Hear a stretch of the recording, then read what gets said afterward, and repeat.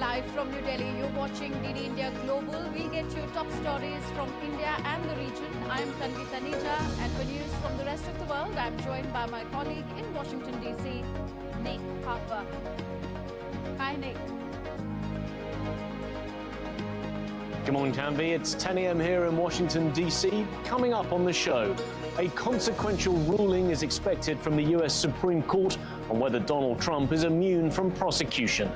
And the UK enters the final week of campaigning ahead of Thursday's general election. But first, the headlines. India's lower house sees a rare intervention by Prime Minister Narendra Modi during a discussion on the motion of thanks to the President's address.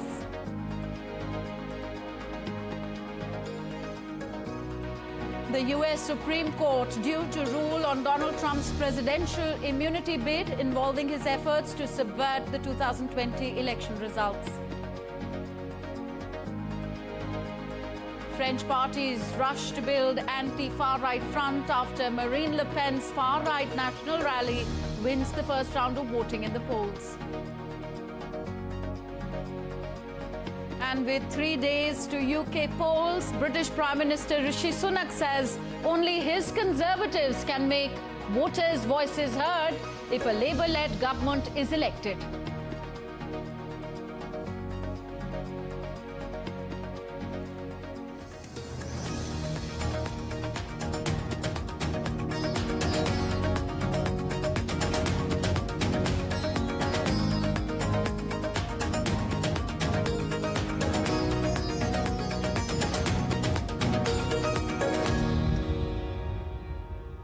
Up first, news from Asia. India's lower house saw a stormy session on day 6 of the proceedings on Monday. The Lok Sabha saw rare interventions made by Prime Minister Narendra Modi twice during a discussion on the motion of thanks to the President's address. Leader of opposition Rahul Gandhi, in his maiden speech, made a number of allegations against the government. Prime Minister is likely to reply on the motion of thanks in the Lok Sabha on Tuesday, while he will reply in the Rajya Sabha on Wednesday. DD India's Dibyendu Mondal has more. On Monday, the Parliament convened at 11 a.m. with obituary to the departed members of the House. The Speaker of the Lok Sabha, along with members, also paid tributes to President Ibrahim Raisi of Iran, who lost his life in an unfortunate helicopter crash. The motion of thanks on the presidential address was moved by former Union Minister and senior BJP leader Anurag Singh Thakur in the Lok Sabha. He spoke about the achievements of the Modi government over the last 10 years. He also spoke about the unprecedented growth of the Indian economy under the leadership of Prime Minister Narendra Modi. देश का ये चुनाव ऐतिहासिक जनादेश हमारे यशस्वी प्रधानमंत्री श्री नरेंद्र मोदी जी के पिछले 10 वर्षों के सेवा, सुशासन और गरीब कल्याण के महाअनुष्ठान पर मोहर है। देश को जरूरत थी एक स्थिर और निरंतर सरकार की, और देश ने एक स्थिर, निरंतर और प्रभावी सरकार को फिर चुना है और मोदी जी को फिर देश का प्रधानमंत्री चुना है। The motion was seconded by BJP leader and MP from New Delhi constituency Pasuri Swaraj. The opposition, however, created chaos during the initial proceedings of the Lok Sabha, demanding a separate discussion on the NEET paper leak issue. From the government's side, Defence Minister Rajnath Singh assured the opposition members that the government is ready to debate the issue after the motion of thanks on the presidential address is passed as per the traditions of the parliament. जब कभी भी राष्ट्रपति जी के अभिभाषण पर चर्चा होती है तो आज तक कभी ऐसा नहीं हुआ है, क्योंकि अपने लंबे संसदीय जीवन में जो मैंने देखा है उस आधार पर मैं कह सकता हूं कि अन्य किसी विषय पर उस समय चर्चा हुई हो। इसलिए मैं अपने सभी सम्मानित विपक्ष के सदस्यों से भी आग्रह करना चाहता हूं, आप जिस विषय पर चर्चा करना चाहते हो आप चर्चा करें, लेकिन एक बार राष्ट्रपति से संबंधित जो धन्यवाद प्रस्ताव है उसको संसद में पारित करने के बाद ही करें। यह मेरा सभी से विनम्र अनुरोध है। The leader of the opposition, Rahul Gandhi, made a number of allegations against the government. He was even objected by the speaker, and then came a response from PM himself. लोकतंत्र ने और संविधान ने मुझे सिखाया है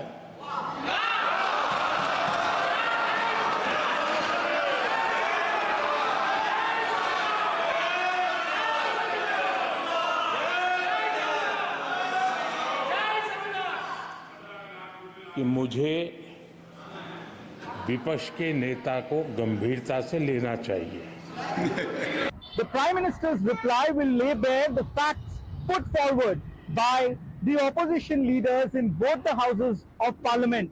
All eyes on the Prime Minister's speech in the lower house tomorrow.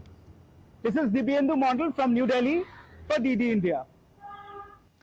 The ruling BJP, Bharatiya Janata Party, has criticised the statement given by the leader of opposition in the Lok Sabha and Congress MP Rahul Gandhi. Indian Minister for Information and Broadcasting Ashwini Vaishnav said that the leader of opposition is a responsible position, but Rahul Gandhi made a very irresponsible statement in Parliament on Monday. Leader of opposition एक बहुत ही जिम्मेवारी का पद होता है। हमारी संसदीय व्यवस्था में राहुल जी ने पहली बार कोई जिम्मेदारी संभाली है। हमेशा जिंदगी में पावर एंजॉय करना लेकिन जिम्मेदारी नहीं रखना, लेकिन पहली बार जिम्मेदारी संभालने के बावजूद आज उन्होंने अति गैर जिम्मेवाराना स्टेटमेंट्स दिए हैं। On to the US now. Donald Trump's bid for criminal immunity from persecution for trying to overturn his 2020 election loss is set to be decided on Monday by the US Supreme Court. My colleague Nick Harper is in Washington, D.C. He gives us more on this and other stories making headlines around the world. Nick, so where does Trump's election interference case stand? Well, Tanvi, it'll all depend on what the Supreme Court says in that opinion that we're expecting to come out in the next few minutes. The US Supreme Court is about to issue its ruling on former President Donald Trump's bid for immunity in a federal criminal case to overturn his 2020 election loss. Trump had argued that he is immune from prosecution because he was serving as president when he took the actions that led to the charges, while special counsel Jack Smith for the prosecution has opposed presidential immunity based on the principle that no one is above the law. The former US president is facing 4 charges related to attempts to subvert the results of the 2020 election. To get more on all of this, we're joined live by our reporter Mitch McCann in New York City. Mitch, what has the Supreme Court been considering here? Well, good morning, Nick. The court will be deciding whether or not current or former US presidents enjoy legal immunity from official acts while taken in office. In this case, as you say, has been brought forward by Donald Trump's lawyers. Now, the case in question concerns one of 4 cases that Donald Trump was charged with after leaving the presidency. Now, there was the New York hush money case, which is already finished, the Florida documents case, the Georgia election interference case, and this, the Washington-based election subversion case. Now, Donald Trump is accused of mounting a wide-ranging campaign to undermine the 2020 election, which included pressuring his vice president, Mike Pence, not to certify the election results on January 6, 2021, a day which resulted in a violent mob breaking into the US Capitol. Now, Donald Trump says he can't go to trial and he can't be charged in this case because, as president, he should enjoy total legal immunity from official acts taken while serving in office. He and his lawyers say that if a president was charged in this case, any future president would be too worried or concerned to make any tough decisions because they may find themselves charged with a crime at the end of the day. At the moment, this decision hasn't been uploaded onto the Supreme Court website, Nick, but it could happen at any moment. That's right, Mitch. I was just refreshing the page. It's still not up yet. But what could be the potential outcomes later this morning? Well, Nick, there could be a range of outcomes here, and the court has received some criticism already from some groups for A, taking this case in the first place, and B, taking as long as it has to make a decision. Now, it could decide to agree with Donald Trump's argument completely and rule that presidents are totally immune from prosecution while in office, and it could also rule completely opposite. It could rule in favour of the prosecutors and say that Donald Trump has no immunity and should go to trial as soon as possible. Or there's another option, and some experts say this is probably more likely, that it might rule somewhere in the middle. For instance, it may say that, yes, he's open to facing some charges, but not others, it may decide that presidents can be prosecuted for acts taken in office, but there needs to be a test to determine what official acts are. Now, the impact of this ruling will be significant for Donald Trump, and could have a major impact and a major bearing on whether or not this trial proceeds before November's election, where, of course, Donald Trump is in the lead in most polls against the current president, Joe Biden.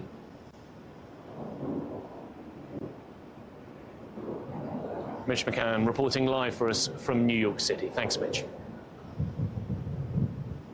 On to France now, and the far-right National Rally Party, led by Marine Le Pen, has claimed a historic win in the first round of the parliamentary elections, with over 33% of the votes. The left-wing New Popular Front coalition secured 28%, while President Emmanuel Macron's alliance stands at a distant third with just 20% of the votes. Meanwhile, members of the RN gathered at party headquarters in Paris on Monday. National Rally President Jordan Bardella said he was seeking an absolute majority after the party's lead in the first round of the elections. I have said it. To have the project that I am carrying out for the country voted on, I need an absolute majority. So either the French grant me this absolute majority, or they will take the risk of seeing the New Popular Front come to the head of the country. I don't want that for France.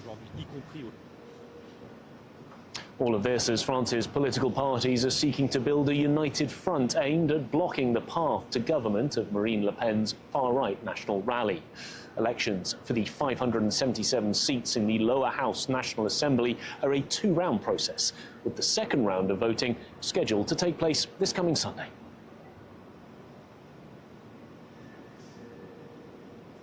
DD India's Ross Cullen sent us this report from Paris. Well, the French president held a crisis cabinet meeting with his top ministers at the Élysée Palace on Monday to reflect on the fact that the presidential majority, his party and its allies, have been crushed, likely to come well a distant third in the French general election once the decisive second round has taken place next Sunday, the 7th of July. There's no doubt that the preeminent force at the moment in French politics is the far right, is the populist National Rally Party. They are on course to become the party with the largest number of seats in the National Assembly, and that is where they want to go next week. They want to mobilise as much as possible to get to that mark, and ideally for Marine Le Pen surpass it to get an outright majority, and therefore they will be able to provide the Prime Minister, a far-right PM, to implement the economic programme and all the populist policies that have powered the National Rally to more than 30% of the vote. They are now really seeing a swell of support from across France. In second place, the New Popular Front, a coalition of four left-wing parties. They also want the same thing.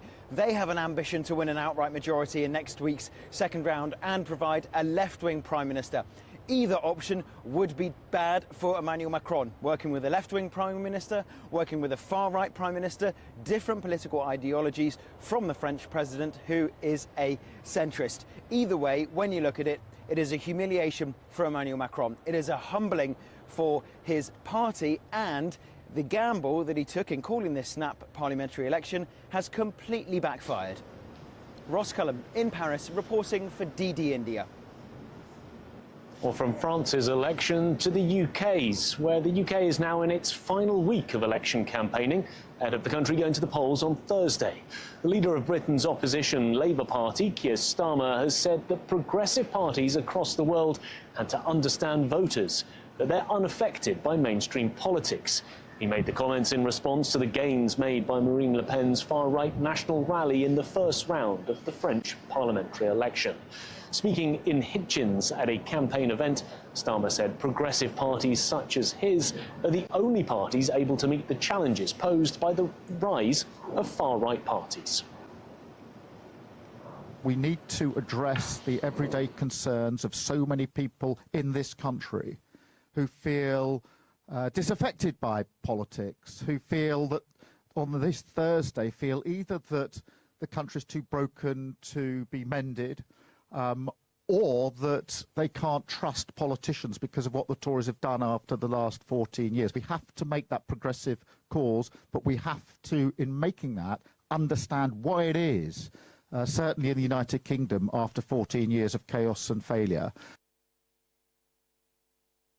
If these polls are right, and Labour are in power with a supermajority, you have to think about what that will mean. A government, a Labour government, unchecked. No one to hold them accountable, no one to stand up to them in Parliament, and all of the impact it would have on all of your lives. And I say this to you, if you hand Labour a blank cheque, you will not be able to get it back.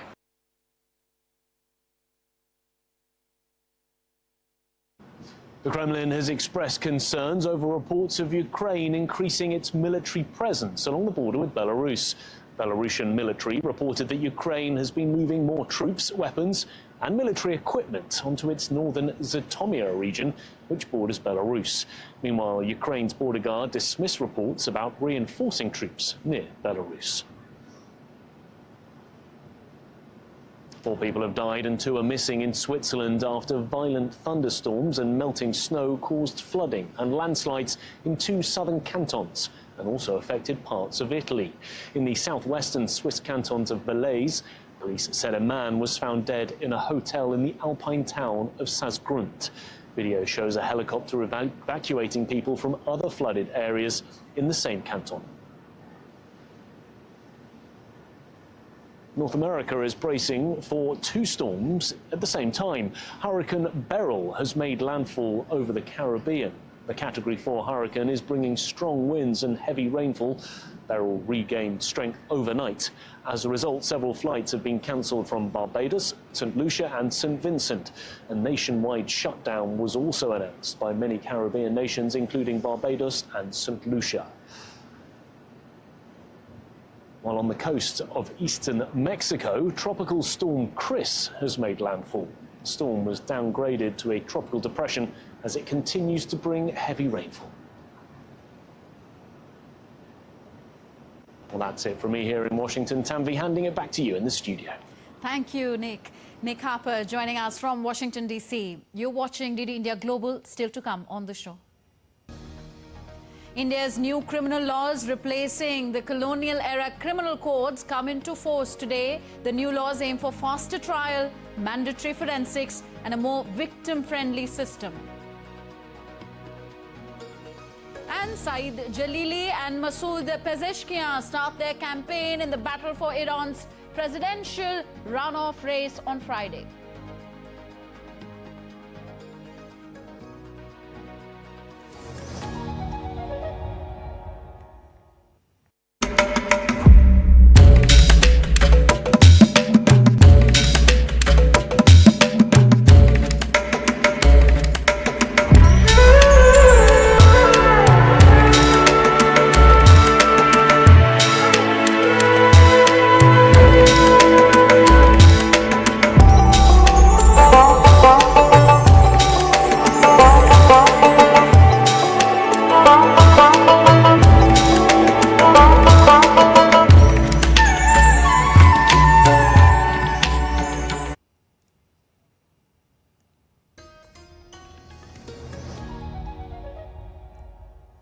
Welcome back. You're watching DD India Global. I'm Tanvi Taneja. Back to Asia. India's Home Minister Amit Shah held a press conference on the new criminal justice system, which today saw 3 fresh criminal codes replacing the full set of British-era laws, including the Indian Penal Code. In his press conference, the Home Minister elaborated on the new laws. Indian penal code जिसको IPC कहते थे, 1860 से जो कानून था, इसकी जगह BNS भारतीय न्याय संहिता आएगी। क्रिमिनल प्रोसीजर कोड जिसको सीआरपीसी कहते थे, जो 1898 से अमल में था, इसकी जगह भारतीय नागरिक सुरक्षा संहिता बीएनएस आएंगे। और इंडियन एविडेंस एक्ट 1872 से जो इस देश के क्रिमिनल जस्टिस सिस्टम को गवर्न करता था, इसकी जगह भारतीय साक्ष्य अधिनियम बीएसए लागू होगा। India Energy Storage Week 2024 is underway in New Delhi from 1st to 5th of July. It brings together stakeholders of clean energy future on a single platform. Policymakers and energy innovators from India and across the world are congregating at the Yashobhoomi. Here, DD India's Shubhendu Ghosh gets us more. India Energy Storage Week kick-started at Yashobhoomi in New Delhi on Monday. Through the week, deliberations will focus on domains of energy storage, e-mobility and green hydrogen sector. The aim is to get the entire value chain of clean energy sectors on the same platform.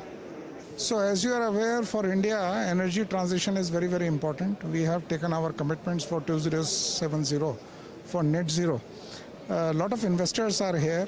They are looking into what are the energy transition requirements in India, what is the manufacturing potential in India, and I think it is going to be a very good conference.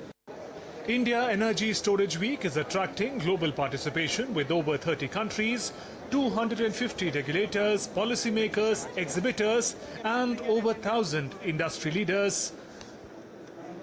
There is no sector more important in the Australia-India bilateral relationship than the green energy supply sector. We have huge resources in minerals and energy that can support Make in India. And in particular, we have strong reserves of critical minerals. We're the largest producer of lithium on the planet and the second largest producer of cobalt on the planet. Loham is India's first integrated lithium-ion company, critical material company which is into recycling, repurposing and cathode active material manufacturing company. We are the largest in India, and if you look at our stall, it's basically categorized into three pieces. One is dedicated to second life batteries, one is for materials where essentially we recycle the materials and convert it into various salts, and then third is software where we do analytics on the battery and then give the residual value to the customer. The conference and exhibition is organized by India Energy Storage Alliance, a leading industry alliance focused on sustainable solutions. While clean energy is the future of the world, India Energy Storage Week explores the manner in which India holds the potential to become a global hub and market for energy innovations in the future. With camera person Aniket Dubey, Shubhendu Ghosh in Delhi for DD India.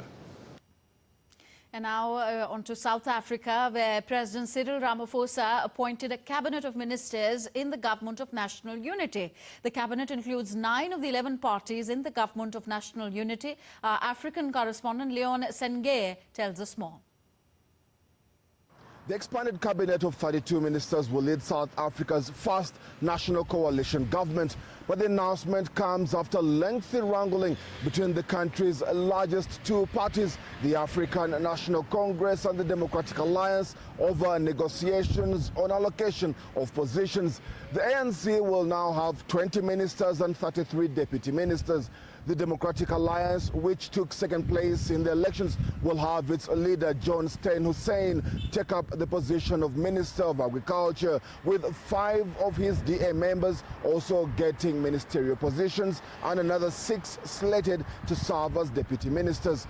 The Patriotic Alliance, Good Party and Freedom Front Plus will each have a minister in the cabinet. It is the longest it has taken a newly sworn-in president to announce his cabinet, taking 11 days since the inauguration on 19th June. No single party obtained an outright majority for the first time in the South African general election, with the incumbent African National Congress Party falling to 40.2% in the elections. Leon Senyange reporting in Kampala, Uganda for DD India. And next we take a look at what else is happening across the world. With Iran's runoff election just days away, the 2 remaining presidential candidates are in a fierce battle to win over the critical pool of likely voters. Both campaigns are pulling out all the stops to sway undecided voters and turn out their supporters in a high-stakes bid to the high office. These candidates are Saeed Jalili and Masoud Pezeshkian. The leader of Britain's Liberal Democrat Party, Ed Davey, continued his election campaign strategy of attention-grabbing skills by performing a bungee jump at a football stadium in southern England on Monday. Davey shouted, "Vote Liberal Democrat, do something you've never done before." UK is scheduled to hold a general election on July the 4th.